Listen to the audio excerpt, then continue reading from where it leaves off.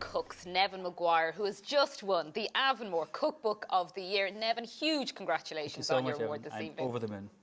Now, this category you've been nominated a number of times over the years. What does it mean to bring this trophy home? Well, as I say, it's third time lucky, and you just see the array of talent that was nominated tonight. You know, there's so many great cooks and chefs in Ireland. The food is fantastic and the produce, and to win it is just really, really privileged. Delighted. Now, it's over 11 years since you've published your first book. I can't believe it. And food has changed so much, and people's enthusiasm and their love for food, and, you know, we're all foodies in a way because we all have an opinion about food. More and more people are cooking at home, which is great. Some people in the audience are saying, well, we were always cooking, but, you know, there is a generation that just love to cook and share their passion for food. How far in advance do you start then planning the themes around your books? Probably about a year ahead.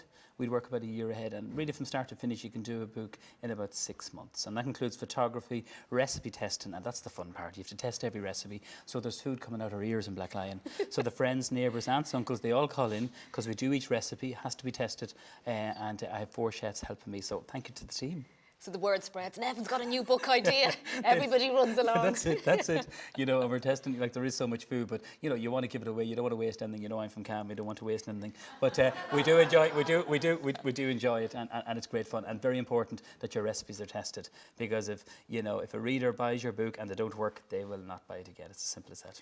But have you ever spent time developing a recipe and then opened a competitor's recipe book and there it is and think, ouch, and have to start all over again? Not really. I mean, like, you get inspiration from other books and other chefs, but you don't copy, and that's very important. You put your own twist, your own inspiration and your own ideas, and I think that's what food is all about. Learning from one another. You know, not many people create and come up with new dishes. Do you know what I mean?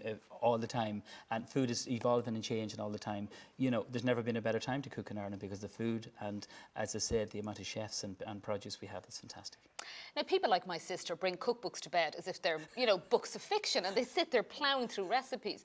The look of the book is so important for readers now. Has that changed since maybe when you first started? Yeah, I mean, the design part of it, and how involved do you get in the look of the book? Actually, in fairness now to Gillian Macmillan, they would be involved from the very first. So you do a synopsis, so you do maybe 150 menu ideas, and then you narrow it down to say 100 for the fast recipes, which are all done in 40 minutes. So food photography has changed, it's evolved, it's simplified, there's not as many, it's all about the food and the lighting. So the photographer that has worked on for my books, Joanne Murphy, she's an amazing photographer. She's one of the best, and she works in all natural light. We do all the photography in the cookery school, and as I say, all the recipes. So we do about 10 dishes a day. So they're all photographed, and everyone is different and fresh. You're amazingly prolific. It's just kind of stunning talking to you. But let's talk about the twins for a minute, because, you know, they've changed your life. Connor and Lucia a lot. They're still so young, but do they love, say, bedtime stories being read to them? How important are books for them? Yeah, we're getting into that now at the minute, to be honest with you. You know, for me, it's all about the food. I suppose I have to be selfish, you know, and they're enjoying food and cooking for them. Whereas I leave Imelda, and when I'm there on a Monday and Tuesday, I would, of course, read some bedtime stories. Very, very simple bedtime. They're 3 in February. But to be together, they have changed my life, and they've given me so much happiness and so much love. I'm just really grateful. Finally, what ingredients, excuse the pun, do you think make a cookbook successful? Why do you think you won an award for this book in particular, say? That's a really interesting question, you know, and I suppose, you know, every cookbook has got to be different and fresh. You know, after 11 cookbooks, if someone sees, oh, that's the same recipe that was in the last book, you can't do that. People are too smart for that, you know. They want something. I suppose with this book, it symbolises the way people's lives are. They're busy. So with the recipes, they can all be done in half an hour to 45 minutes. And that's the secret into this book.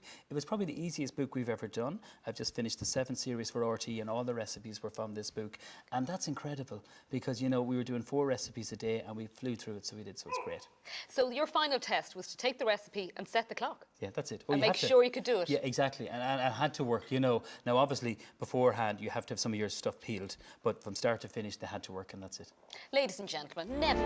Thank you so much. Thank you.